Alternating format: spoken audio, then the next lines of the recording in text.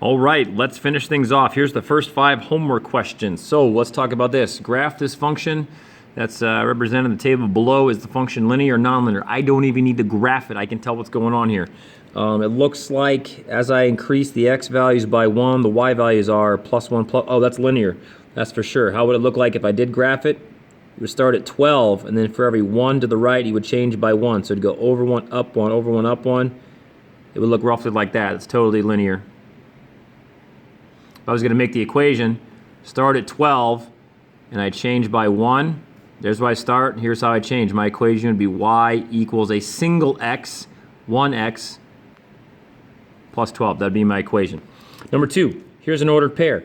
It represents a function.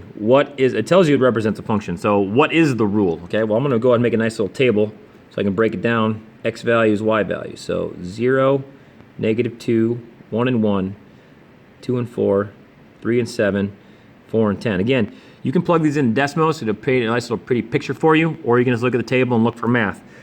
So it already says it's a function. I think I'm pretty sure it's linear. It looks like you're doing the same thing over. Plus 3, there you go.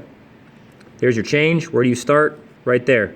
Start at -2, change by 3. You could write it like this. Y equals a -2 to start, plus a 3x. Now you can flip-flop both of those. You can put the 3x in front and the -2 at the end. But just to kind of hit the point home of where you start and how you change, there you go.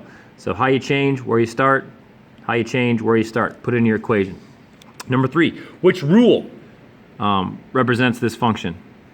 This is a really nice one too with Desmos. You can plug these coordinate points in. You can plug all 3 of those equations in and then see which one works. Or sorry, all 3 of those functions. Plug all 3 of those in and see which one works. Now, again, I hate how it's horizontal. I like vertical ones, but I'm just going to deal with it here.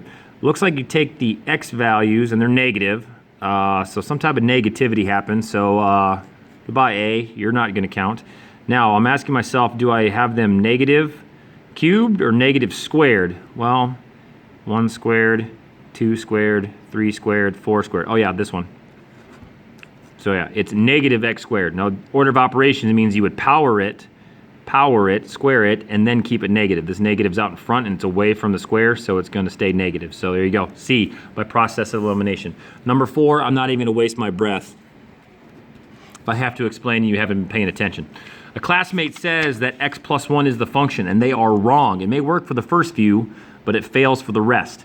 So again, let's check for a vertical change. Plus 1, plus 3. Yeah, there's no pattern. No pattern. Look for a horizontal pattern. Let's see here. How can I get from over here to over here? I don't think I can just multiply. Times 2, times 2. No, not even close. Times 2. What if I... Okay, there's no repetitive multiplication. I can't triple, can't double. A double works, but double doesn't work. Okay, it doesn't work.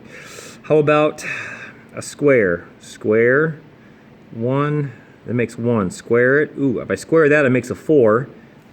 If I square that, it makes a 9. If I square that, it makes a 16. They're off by 1. Ooh, so I'm going to start with an x squared. And then if I'm 1 off, let's add 1 then. There you go. So I'm going to take all the x values, square them, and add 1. Squared plus 1. Yep. Squared plus 1. Yep. Squared plus 1. Yep. Squared plus 1. Yep. Squared plus 1. Yep. Boom. So describe and correct their error. They should have squared the x. It worked for the first 2, but it did not work for all of them. Dear classmate who makes mistakes, you should have done this. Again, Desmos, you can plug them in, guess and check until you got it. Boom. There is the first 5 homework questions. You are so welcome. See you in class. Bye-bye.